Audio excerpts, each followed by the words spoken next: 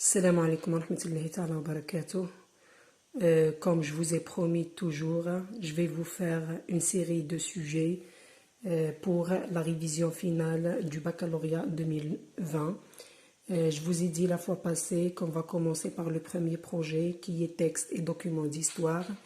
Aujourd'hui, nous sommes avec le troisième sujet que nous allons donc analyser tout d'abord, puis je réponds aux questions et enfin je vous propose une expression écrite. Je vais vous lire le texte avec une petite analyse, puis on va répondre aux questions. La Seconde Guerre mondiale fut le moment central du XXe siècle. Donc on va parler aujourd'hui d'un événement d'histoire qui ne concerne pas seulement l'Algérie, mais qui concerne le monde entier. C'est la Seconde Guerre mondiale. La Seconde Guerre mondiale fut le moment central du XXe siècle. Nous avons ici un indicateur de temps. Donc, on parle de la Seconde Guerre mondiale au XXe siècle. L'un des événements les plus violents. La Seconde Guerre mondiale est un événement historique le plus violent et le plus marquant. Pourquoi le plus violent et le plus marquant?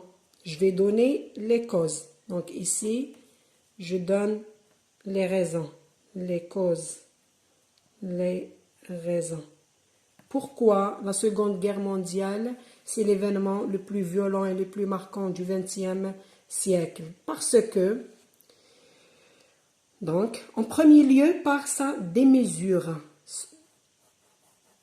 Et, numéro 2, son ampleur inégale. Pour ces deux raisons. C'est pour ça, la Seconde Guerre mondiale est l'événement le plus violent et le plus marquant. Avec l'extension et l'intensification progressive du conflit, nous avons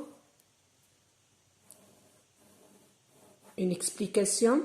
Le champ de bataille s'étendit à toute la planète. Donc, l'ampleur s'explique par la phrase « Le champ de bataille, voilà, s'étendit, touche toute la planète et toucha tous les continents, l'Afrique, l'Asie, l'Europe, sauf l'Antarctique. » Deuxième paragraphe, nous avons une date, ici une année.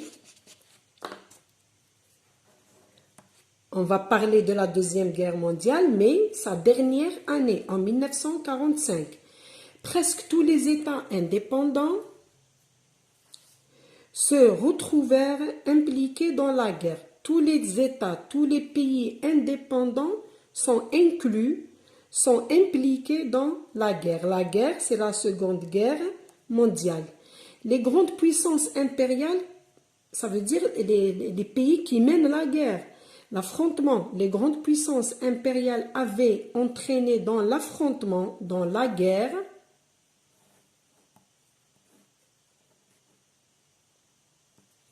de gré ou de force, leurs colonies d'Afrique, d'Asie et d'Amérique latine.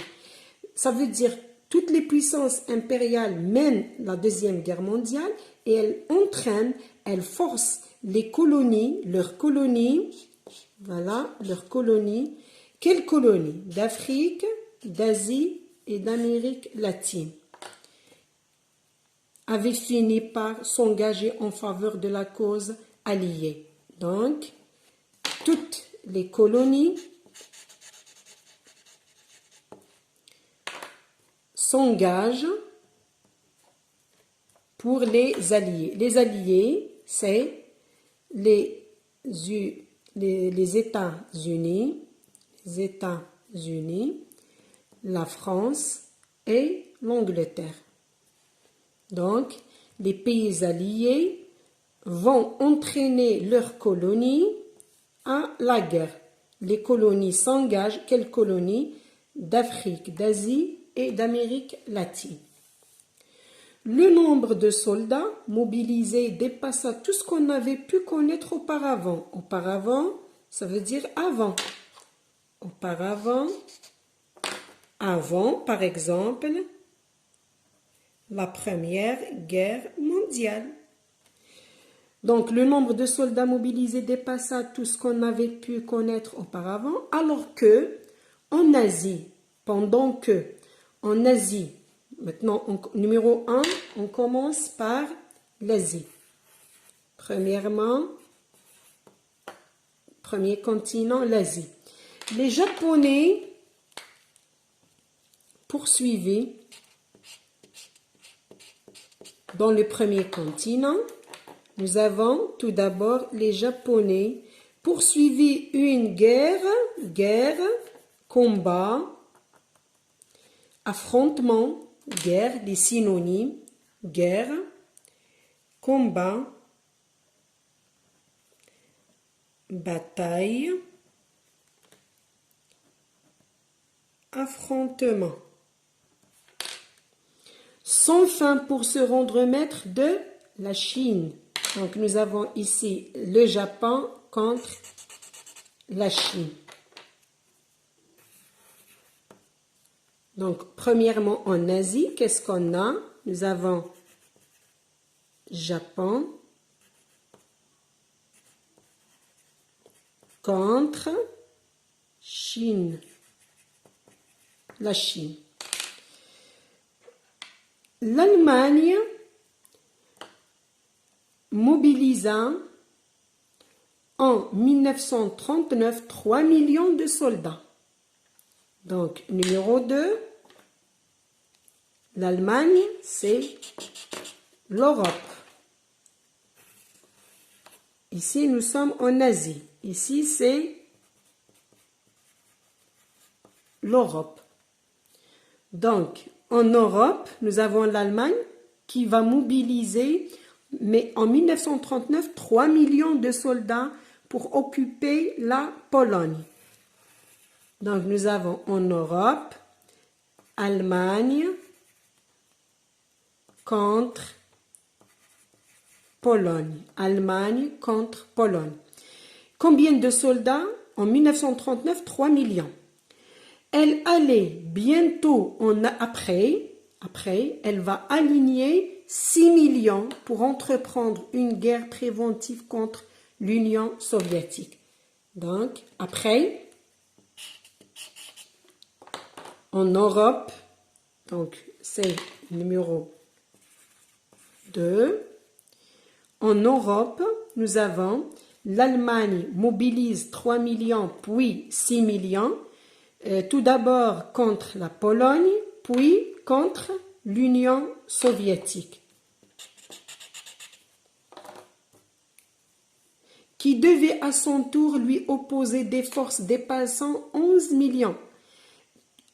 À son tour, l'Union soviétique, elle mobilise 11 millions d'hommes. Vous voyez les chiffres des soldats mobilisés pendant la Deuxième Guerre mondiale. Donc, dans le deuxième paragraphe, on donne des statistiques sur le nombre immense et grand, le grand nombre des soldats mobilisés pendant la Deuxième Guerre mondiale. On cite l'exemple de l'Allemagne et on cite l'exemple, on donne des chiffres, des statistiques concernant les soldats de l'Union soviétique contre l'Allemagne. Le paragraphe suivant, le coût, c'est le prix. Le coût, c'est le prix. Le coût en vie humaine, ça veut dire les personnes, les victimes, les êtres humains. Le coût en vie humaine est plus élevé de l'histoire. C'est le plus élevé de toute l'histoire. On estime le nombre total de morts à environ 50 millions. 50 millions de personnes mortes pendant la Deuxième Guerre mondiale.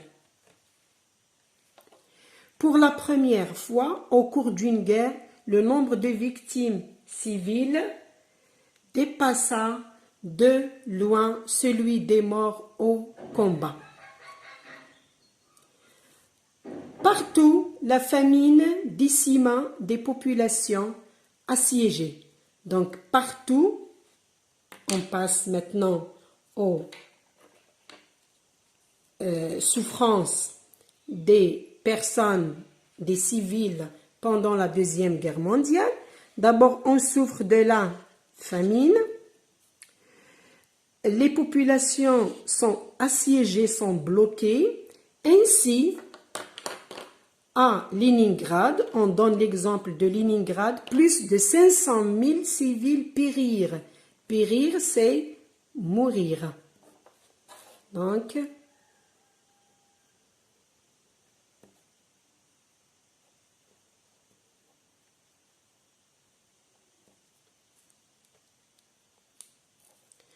de privation, la privation, c'est la famine. La privation, ils sont privés, ils n'ont rien à manger. Entre novembre 1941 et janvier 1944, il y a eu également les pilonnages massifs des villes. Donc, de quoi souffrent les populations mondiales? Numéro 1, de la famine. Numéro 2, elles sont assiégées. Numéro 3, du pilonnage massif. On verra qu'est-ce qu'on a après. L'ensemble des belligérants. Les belligérants, ce sont les personnes en désaccord. Ça veut dire les pays impériaux ou les puissances, les grandes puissances impériales, abandonnant tout scrupule à l'égard des grandes agglomérations sans défense.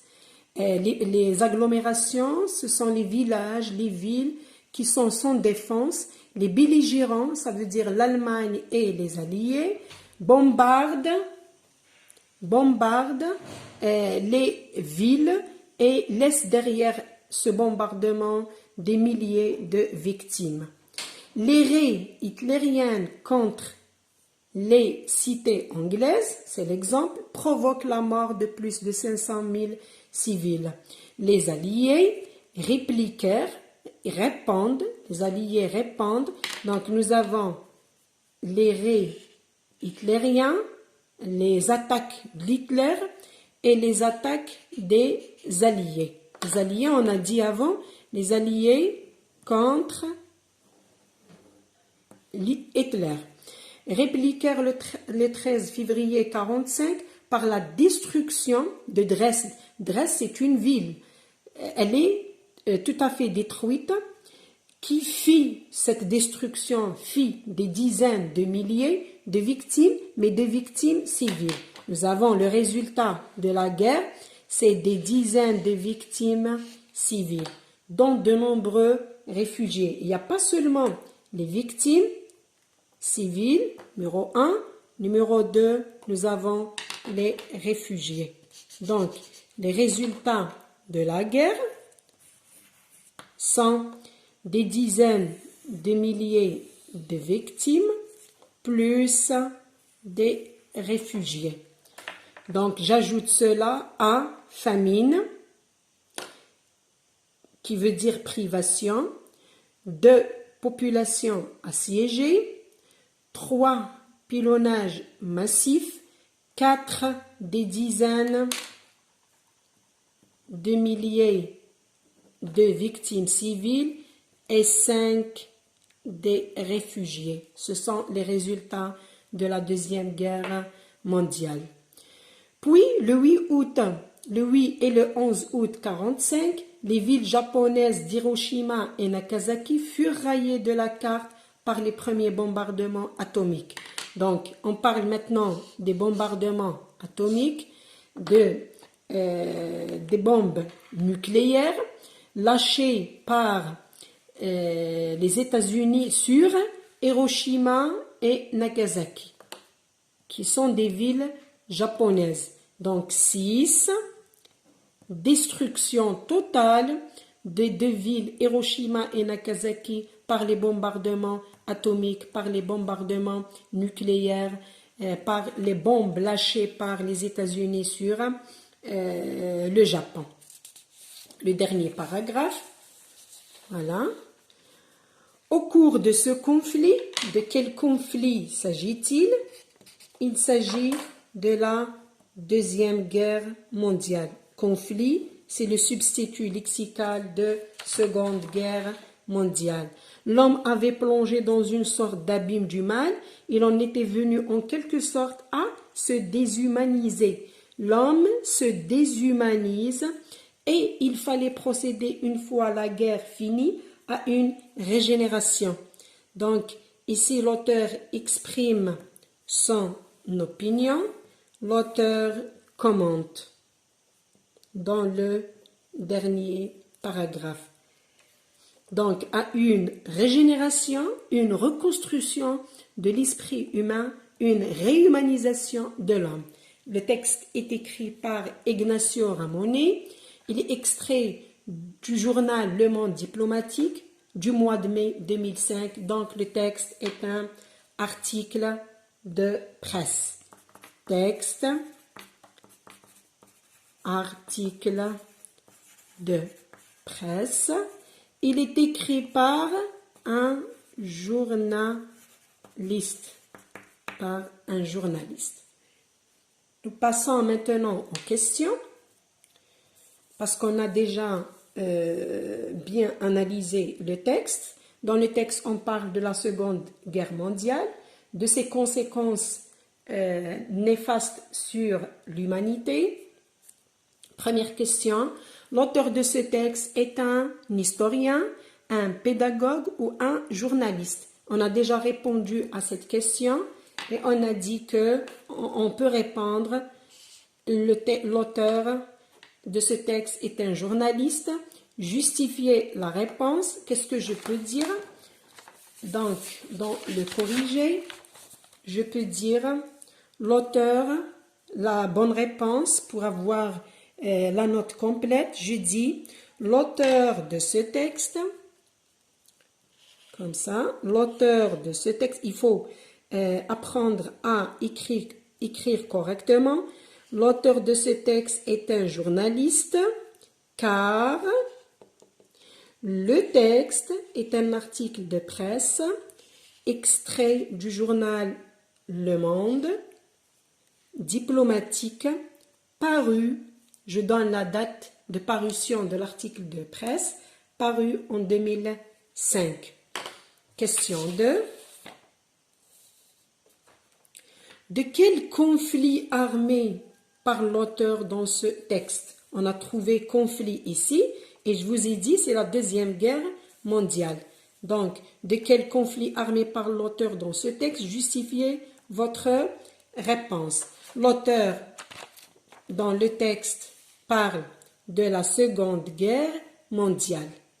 La justification, nous avons, je peux prendre la date 1945 et je peux prendre d'autres éléments du texte. Donc la réponse est la suivante. L'auteur parle de la Seconde Guerre mondiale.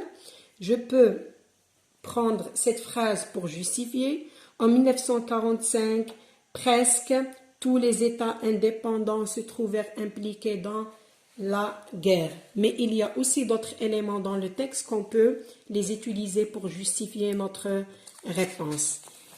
Je passe à la question suivante. C'est la troisième question. Dans la phrase « L'ensemble des belligérants abandonnant tout scrupule », l'expression « belligérant », et c'est une question du baccalauréat 2018, belligérant, ça veut dire les grandes puissances impériales, ou bien les colonies d'Afrique et d'Asie, ou bien enfin les soldats mobilisés. Je dois choisir une bonne réponse. Pour cela, je fais retour au texte pour voir qui sont les belligérants. Les belligérants, ce sont les personnes en désaccord. Et donc, ce n'est pas les colonies d'Afrique et d'Asie, et ce n'est pas les soldats mobilisés. Donc, ce sont les grandes puissances impériales. La réponse typique, vous dites,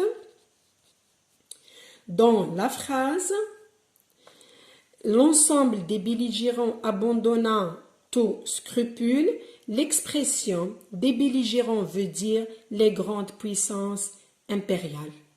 Question 5, pour ne pas tarder, je passe directement à la question 5.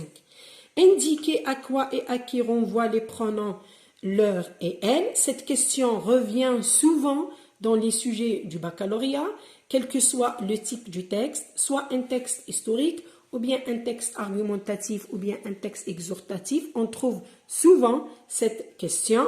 On peut vous donner soit deux pronoms, c'est sur 75, la réponse, le barème c'est 0,75 pour chacune, parce que cette question c'est sur un point et demi, ou bien trois pronoms, 0,5 pour chaque réponse.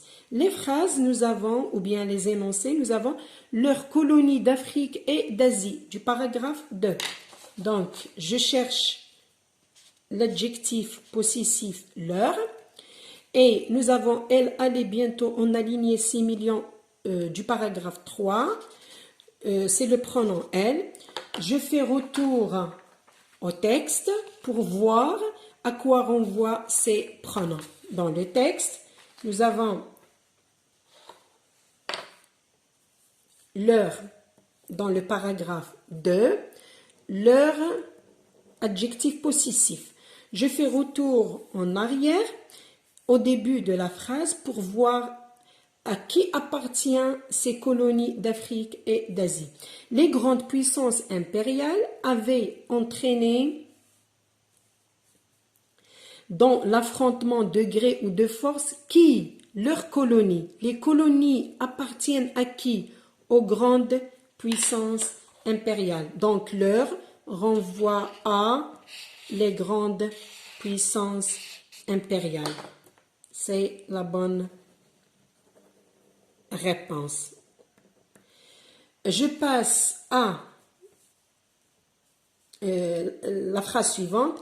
Elle allait bientôt en aligner 6 millions. À quoi renvoie elle? Que remplace elle? Je fais retour en arrière. Je vérifie la phrase précédente.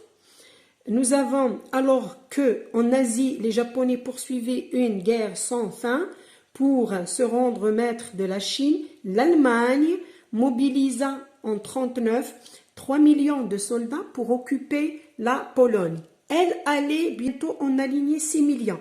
C'est l'Allemagne qui a aligné 3 millions contre la Pologne et 6 millions contre l'Union soviétique. Donc, elle renvoie à l'Allemagne. Donc, je réponds ainsi.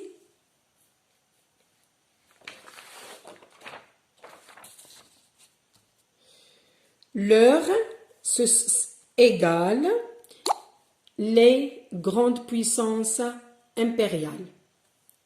Elle renvoie égale l'Allemagne. Question 6.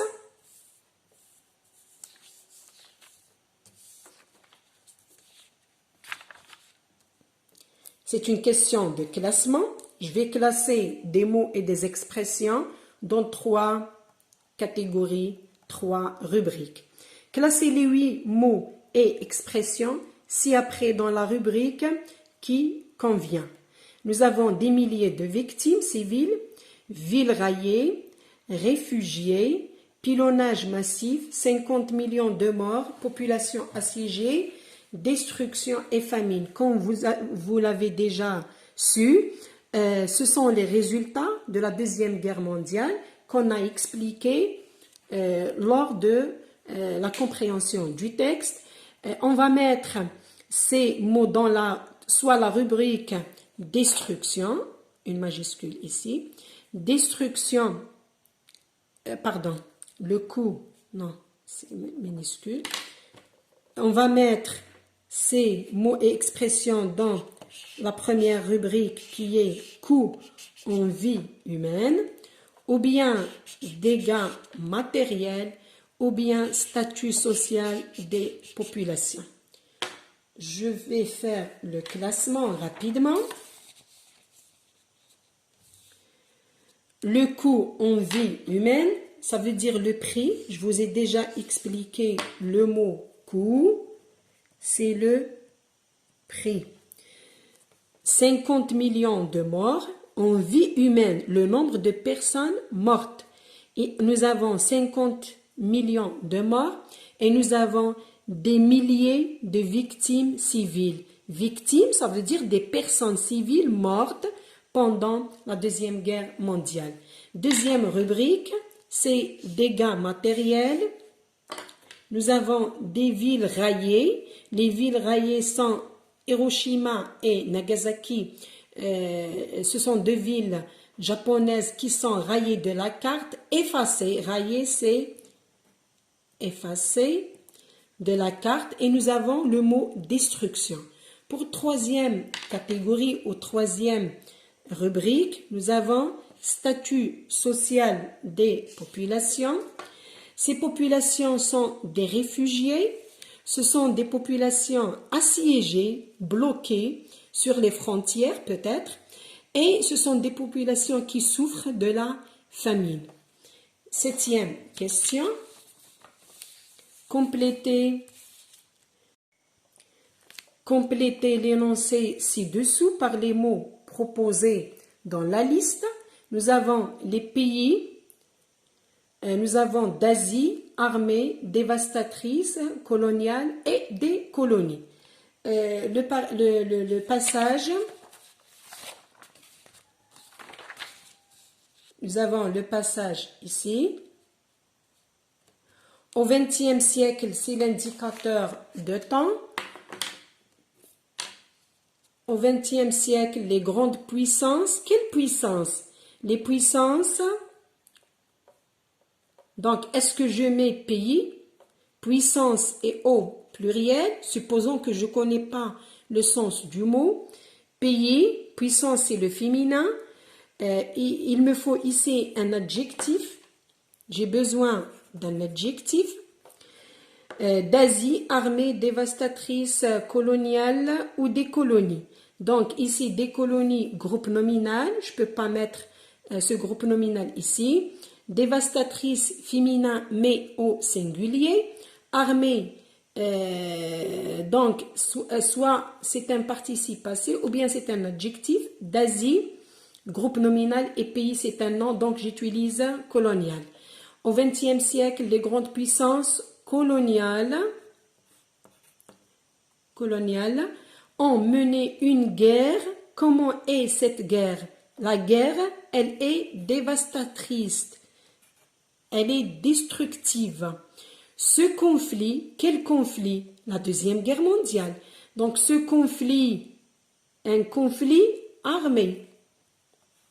Ce conflit armé reste ancré dans la mémoire de tous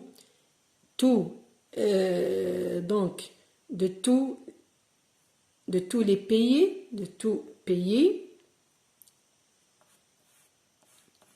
mais surtout dans la mémoire des peuples. Nous avons d'Afrique ici, des peuples. Qu'est-ce qu'on va mettre? Donc, mais surtout dans celle des peuples. Donc, on a utilisé pays, on a utilisé armée dévastatrice coloniale, des peuples d'Asie, parce qu'on a déjà des peuples des colonies,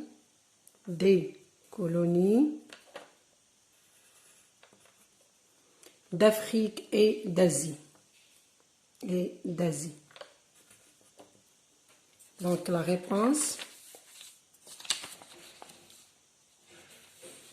au XXe siècle, les grandes puissances coloniales ont mené une guerre dévastatrice. Ce conflit armé reste ancré dans la mémoire de tous les pays, mais surtout dans celle des peuples des colonies d'Afrique et d'Asie. 8e question. Question numéro 8. Dans ce texte, l'auteur, ici c'est la visée. Voilà, pour cette question, on va choisir la visée communicative. L'auteur informe sur l'ampleur d'un événement d'histoire, témoigne de ce qu'il a vécu pendant la Grande Guerre, ou bien il informe en analysant les faits relatifs à la Grande Guerre. Voilà, informe sur l'ampleur d'un événement d'histoire. L'événement d'histoire dont il est question dans ce texte, c'est la Deuxième Guerre mondiale. C'est vrai, l'auteur informe, mais il a marqué sa présence. Mais l'auteur n'était pas présent, il ne témoigne pas. Donc la visée, c'est informer en analysant.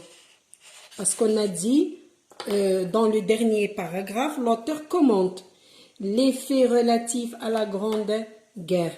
Cette réponse, c'est la visée. Je vais utiliser dans le premier paragraphe du compte rendu soit objectif ou bien critique.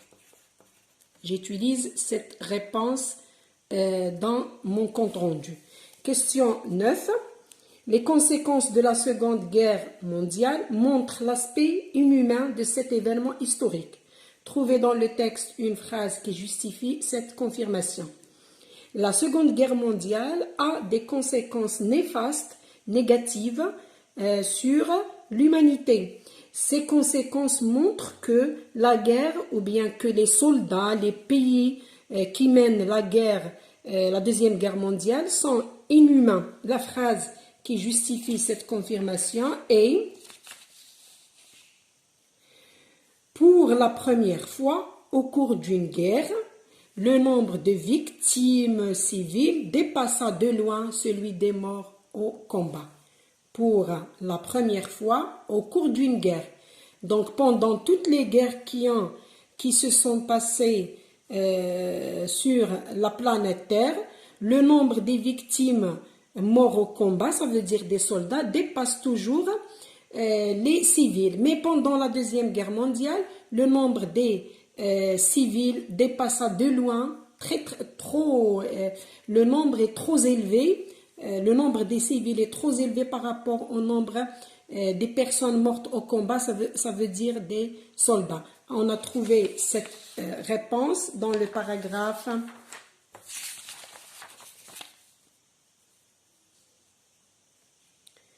Donc, nous avons le nombre de soldats mobilisés dépassant tout ce qu'on avait pu connaître auparavant.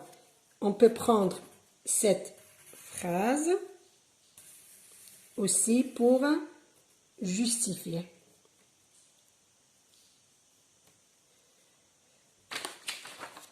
Question 10. Proposer un titre au texte. On peut donner les titres suivants. Le titre est toujours noté soit sur un point ou un point et demi. On peut titrer la Seconde Guerre mondiale, ici c'est global, mais c'est juste. La Deuxième Guerre mondiale, deuxième remplace Seconde Guerre, c'est juste, mais c'est global, on n'a pas détaillé. Ici, on commence à détailler l'ampleur de la Deuxième Guerre mondiale. Le coût de la Deuxième Guerre mondiale, c'est le texte le plus adéquat à c'est le titre le plus adéquat à ce texte. On peut titrer une guerre dévastatrice. Quelle guerre? Je peux dire la Seconde Guerre mondiale. Une guerre dévastatrice. La dernière question, c'est la question de synthèse.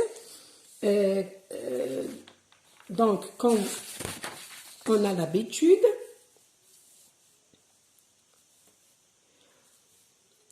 les jeunes Algériens n'ont pas échappé aux atrocités de la Deuxième Guerre mondiale. Ça veut dire les Algériens ont participé à la Deuxième Guerre mondiale et ils ont souffert de l'atrocité, de la sauvagerie, des résultats de la guerre.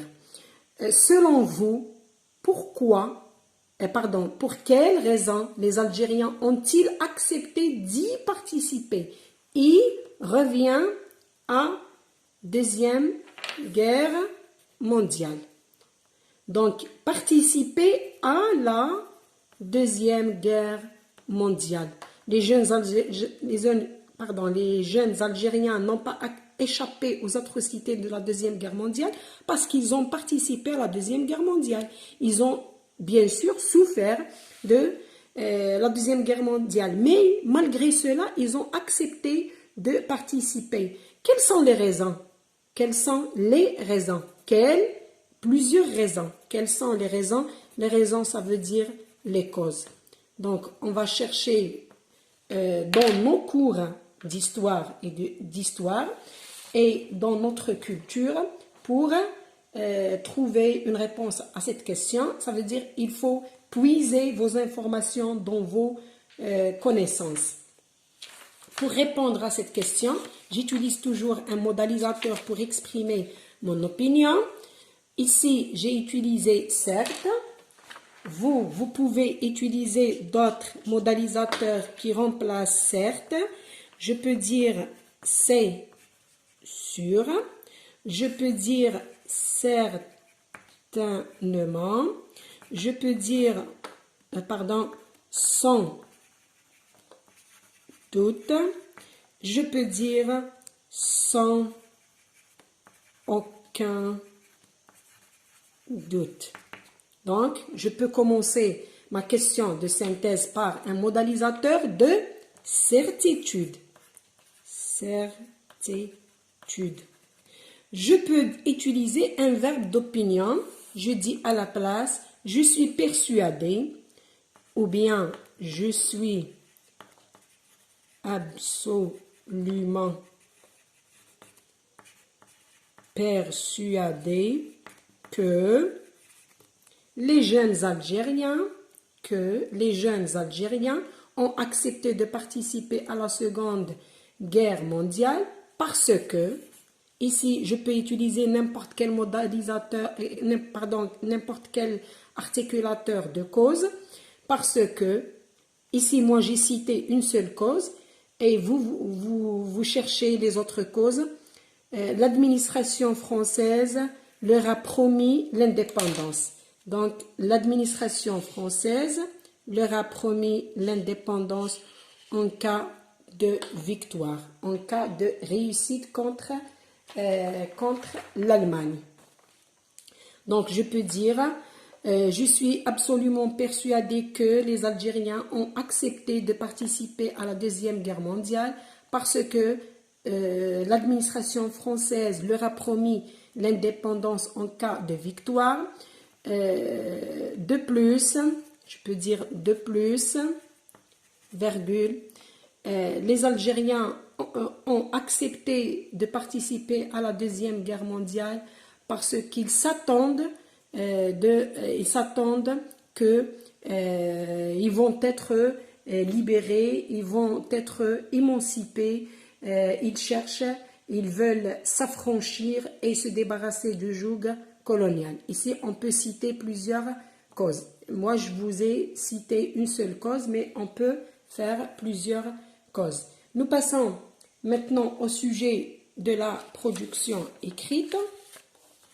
Comme vous le savez, le sujet de la production écrite se décompose en deux sujets que nous allons choisir l'un des deux. Le premier sera un compte rendu objectif ou bien critique selon la filière. Pour les classes de filières communes, ça veut dire les gestions, les matheux, classe maths, et les classes scientifiques, c'est le compte rendu objectif. Pour les langues étrangères et pour les lettres et philo, c'est le compte rendu critique. Pour informer vos camarades du contenu de cet écrit, rédigez le compte-rendu objectif de ce texte qui sera publié dans le journal de votre lycée dans rubrique Histoire. Donc ici, dans la rubrique Histoire. Le sujet 2, les grandes puissances impériales avaient entraîné dans l'affrontement de gré ou de force leurs colonies d'Afrique et d'Asie. Cette phrase est extraite du texte. Ce conflit, ça veut dire le thème. Je vais parler donc, le thème, c'est la Deuxième Guerre mondiale. Le synonyme, nous avons conflit. J'analyse le sujet. Un conflit armé, bien sûr c'est un conflit armé, avait des conséquences positives en Algérie. Donc, je parle de la Deuxième Guerre mondiale. C'est un conflit armé. Pendant ce conflit, les Algériens ont participé au combat, mais ce conflit avait des conséquences positives sur l'histoire de l'Algérie. Donc, je vais parler des conséquences positives. Les conséquences positives de la Deuxième Guerre mondiale sur l'histoire de l'Algérie. Voilà, des conséquences positives. Nous avons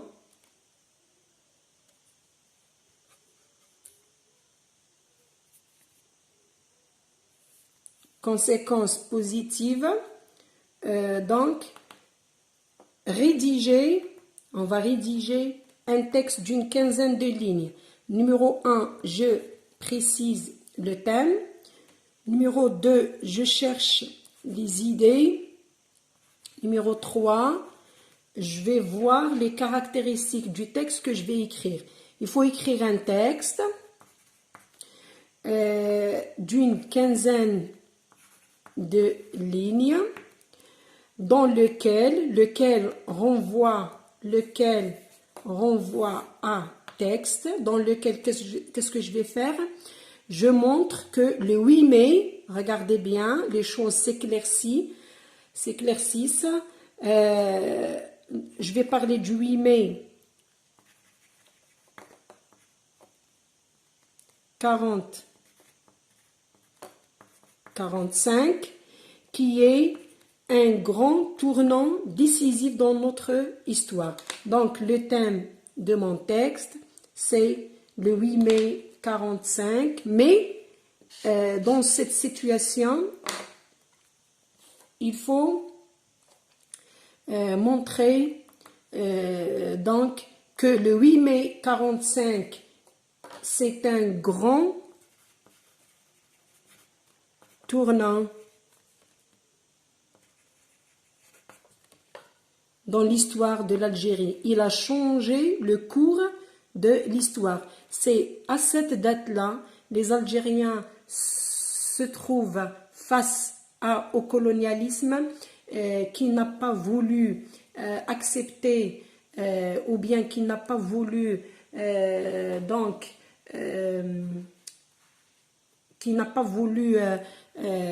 donner l'indépendance aux Algériens. Donc, ici, nous avons le thème du texte, c'est le 8 mai 45, mais par rapport à la Deuxième Guerre mondiale, qui est le 8 mai 45, les massacres, bien sûr, on va parler des massacres, des manifestations du 8 mai 45, qui prouvent que la France restera pour toujours en Algérie et sa promesse elle est mensongère.